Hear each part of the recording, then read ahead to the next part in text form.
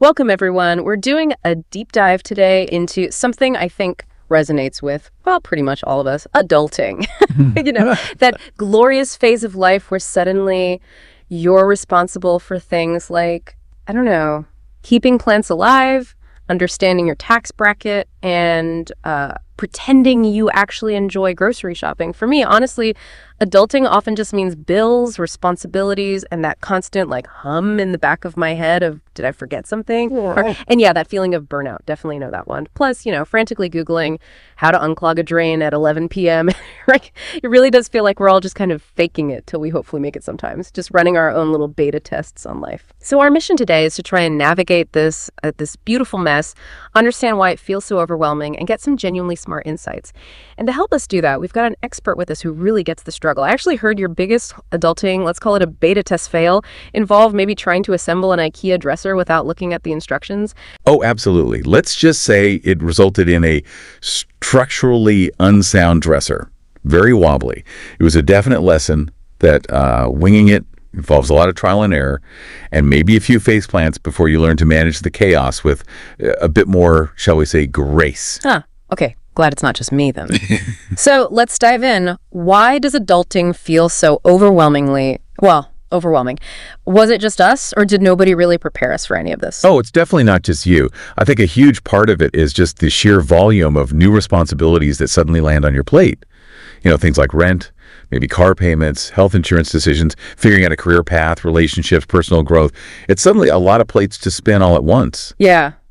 And you hit on something important, the lack of formal education.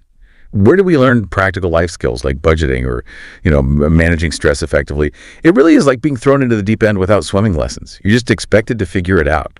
Yeah. It's a massive real-world beta test, like you said, and sometimes the error messages are pretty loud. That makes so much sense. And then there's this pressure, right? This insane pressure to have it all together by a certain age, like that mythical perfect life timeline where by 25, you should own a house, have the perfect career, maybe be married, have a sourdough starter, thriving.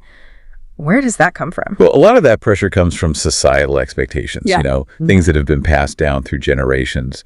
Our parents or grandparents often had maybe more linear paths, but the world's changed so much.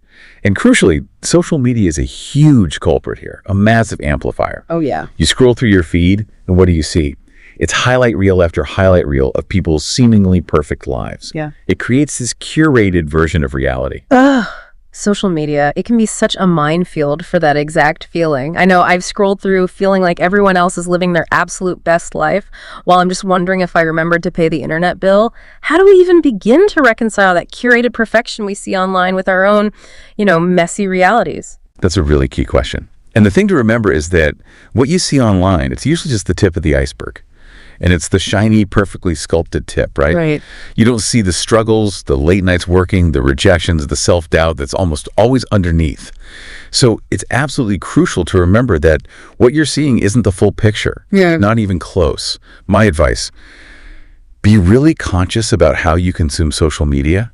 If someone's feed consistently makes you feel inadequate or stressed or just bad, unfollow them or mute them. Mm-hmm. Seriously, your mental health is way more important than keeping up with the Joneses or whoever it is online. Prioritize it. That's such good advice. Okay, so we know it's overwhelming. We know social media adds pressure. Let's get practical. How do we actually equip ourselves? What are, say, your top 3 survival tips for young adults trying to navigate all this? Okay, yeah, let's get into some tried and true strategies. First one, automate your finances. And actually, automate your life wherever possible. So things like setting up automatic transfers for savings, maybe investments, even bill payments. What this does is it takes the decision-making out of it. The friction is gone. If that money automatically goes into your savings account when you get paid, you're just much less likely to spend it, right? It removes the temptation or the need to remember. That makes sense. Takes the willpower out of it. Exactly. Nice. And you can extend this principle to other areas too, like set up recurring appointments, maybe meal prep on Sundays, create routines that work for you. The less brain power you spend on those repetitive, mundane tasks, the more energy you actually have for the big stuff, the important decisions. Right, less decision fatigue. Okay, what's number 2? Number 2 is a big one, and maybe a tough one for perfectionists, but it's crucial. Embrace the power of good enough. Ooh, okay. Tell me more. Look, not every single task needs to be executed flawlessly. It just doesn't. Sometimes putting in a good enough effort is what frees up your time and energy for the things that truly matter. It helps you avoid burnout. I can see that, but how do you actually do that when everything feels like it needs 110%? It's a conscious shift. Think about it. Does your bed need to look like a Pinterest photo every single morning? Or is just pulling up the duvet a win? Okay, yeah. Does your dinner need to be gourmet every night? Or is a healthy, simple meal perfectly fine? It's about lowering your own internal bar sometimes. Appreciate the effort you did put in, rather than focusing on what wasn't perfect. Think of it like version 1.0 doesn't need to be perfect. It just needs to work. It's still in beta. Right? Still in beta testing. I like that. Okay, what's tip number 3? Tip number 3, prioritize your mental health.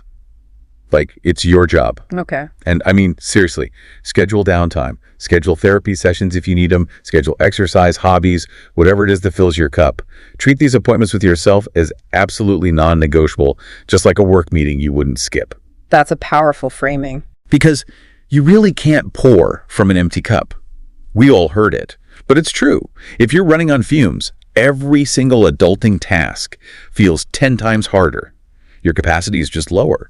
So this isn't some kind of luxury, maybe I'll get to it. It's a necessity. It's fundamental for long-term survival and sustainability in this whole adulting game. It's like critical system updates for that beta test. Totally. It's about preventing the system crash. Learned that the hard way myself. Exactly. Building resilience, making sure you have the reserves.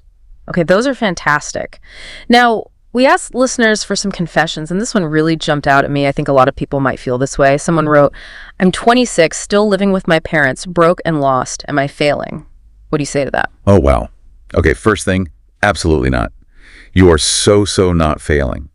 And you are so not alone in feeling that way. Yeah. Honestly, you're probably in the majority of 26-year-olds right now. Yes. Look, living with parents, that isn't some sign of failure.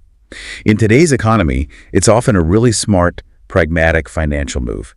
So many young adults are doing it. Feeling broke. Welcome to the club. That's incredibly common, especially in your 20s as you're starting out. And feeling lost. That just means you're still figuring things out. And guess what? Most adults are still figuring things out, regardless of their age or how successful they might look on the outside. That's really reassuring to hear. Yeah, so my advice is drop the judgment, please. Be kind to yourself. You're not failing. You're navigating a really challenging world. You're still in that beta testing phase we talked about. Feeling lost is part of the process. It means you're asking questions. So instead of thinking, I'm failing, maybe pick just one of those survival tips we discussed. Just one small thing this week. See how it feels. And honestly, kudos to you for even admitting how you feel. That's a huge step toward figuring things out. That's such an important message. Thank you. And really, to everyone listening right now, please hear this. It is absolutely okay to struggle. Nobody, and I mean nobody, has it all figured out, no matter what it looks like. We're all just doing our best, honestly. Day by day, sometimes hour by hour, that glossy picture you see on social media, that confident facade your colleague puts on, it often hides a whole lot of internal what ifs and how do I even do this moments, trust me.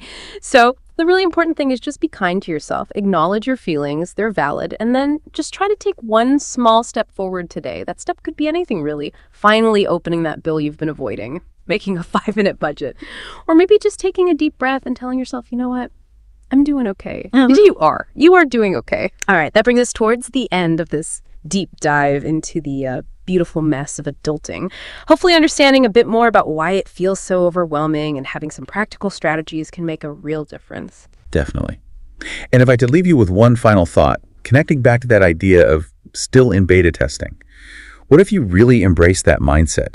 That adulting isn't some fixed state you have to perfect, but it's an ongoing, evolving process, learning, adjusting, tweaking. Thinking about it that way can transform the whole journey, right? Yeah. It takes away so much of that crushing pressure.